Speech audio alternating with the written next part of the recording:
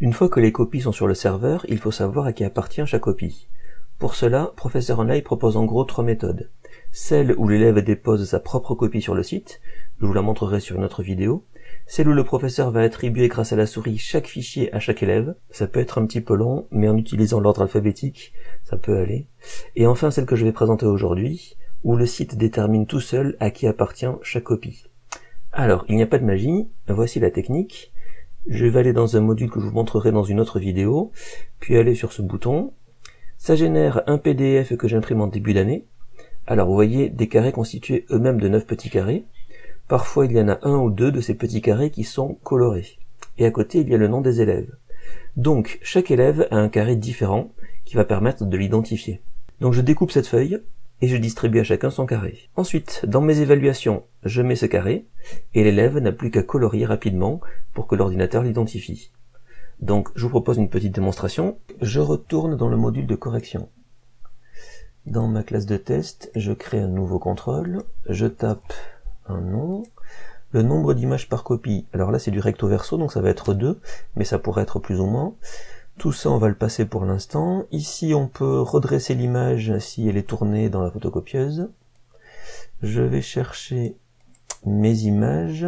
J'ai ici un aperçu qui me permet, avec une petite loupe d'ailleurs, qui me permet de vérifier que c'est bien ça.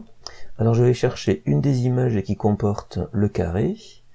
Grâce à la loupe, je définis à peu près la zone où se trouve le carré. Ensuite, je vais sélectionner toutes mes images, donc soit avec la touche Shift, soit ici j'ai une baguette magique, et il trouve tout seul les copies correspondantes. Je crée le contrôle, et donc là l'ordinateur est en train d'analyser tous les carrés pour identifier toutes les copies. Alors là j'ai un petit souci, c'est que les noms que vous voyez apparaître sont des noms inventés, alors que les noms sur les copies sont des vrais noms.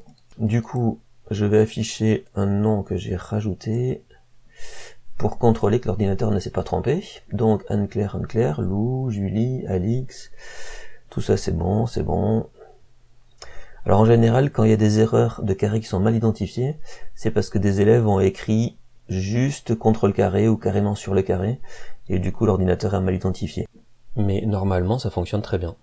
Dans le cas où il y a des erreurs, on peut toujours retirer un élève, en mettre un autre à la place, ou bien si on préfère modifier les copies, on peut aussi.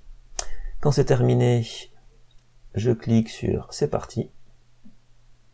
L'ordinateur charge les copies, et je peux commencer à corriger le contrôle. Une dernière petite chose, quand on fait un travail de groupe, on peut mettre plusieurs carrés. Le site va se charger d'attribuer cette copie ici à 3 élèves, puisque le 4e carré n'est pas rempli.